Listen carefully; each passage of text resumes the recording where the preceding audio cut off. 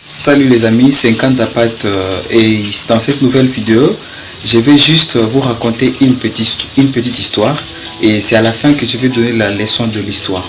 Pourquoi cette histoire? C'est parce qu'il y a eu un enfant qui avait demandé à son père ce qu'il devait faire pour qu'il soit heureux dans la vie.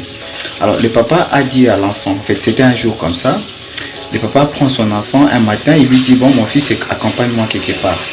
Et pendant qu'ils marchaient, ils avaient un âne, ok? Les deux marchaient comme ça et ils portaient leur âne.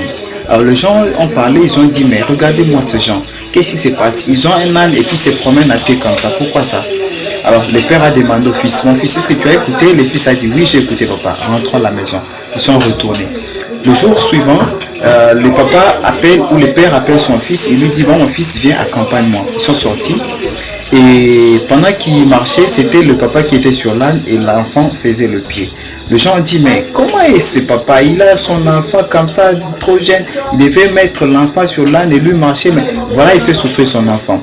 Alors, le papa a demandé au fils, mais mon fils, est-ce que tu as écouté? Le fils a dit, oui, j'ai écouté, rentrons à la maison. Un autre jour, c'est maintenant le tour de l'enfant qui était sur l'âne, le papa en train de marcher. Les gens ont dit, mais regardez cet enfant. Son papa est déjà vieux, il a grandi, mais pourquoi il laisse son papa marcher comme ça et lui il est sur l'âne? Voyez les enfants d'aujourd'hui. Le père a demandé au fils, mon fils tu as écouté? Le fils a dit oui papa j'ai écouté, rentrons à la maison. Ils sont retournés. Alors un autre jour, le papa prend son enfant, il prend l'âne, il met le bagage sur l'âne et il est en train de marcher. Les gens ont dit mais regardez ce gens-ci.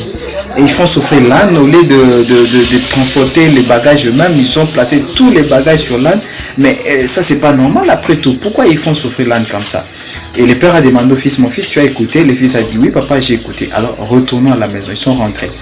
Et le dernier jour maintenant c'est que ils ont pris l'âne et tous deux sur l'âne avec les bagages et les gens ont dit mais voyez-moi ces gens, comment ils font des choses comme ça, ils font souffrir l'âne et tout ça. Et le fils a dit, le père a dit plutôt fils, mon fils est-ce que tu as écouté? Le fils a dit oui papa j'ai écouté. Alors c'est essentiellement que le papa répond à l'enfant, c'est-à-dire à la question qu'il lui avait posée de savoir ce qu'il devait faire pour qu'il soit heureux. Et j'en profite aussi pour vous faire la morale, mais avant tout, vous avez suivi l'histoire.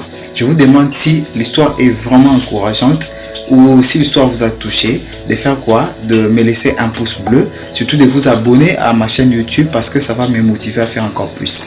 Alors voilà, donc la morale c'est que le père a dit au fils, si tu veux être heureux dans la vie, il ne faut jamais écouter ce que les gens disent. Parce que quoi que tu fasses, quoi qu'il arrive, les gens auront toujours à dire. Donc c'était ça la morale de l'histoire. Même toi qui me regardes, partout où tu es, si tu veux être heureux, le seul conseil que moi je te prodigue, c'est de ne pas suivre ce que les gens disent à côté. Parce que généralement, les gens diront toujours. Et ils n'ont pas toujours raison. Alors si tu suis ce que les gens disent, tu vas te retrouver à côté et tu ne vas rien faire de bon.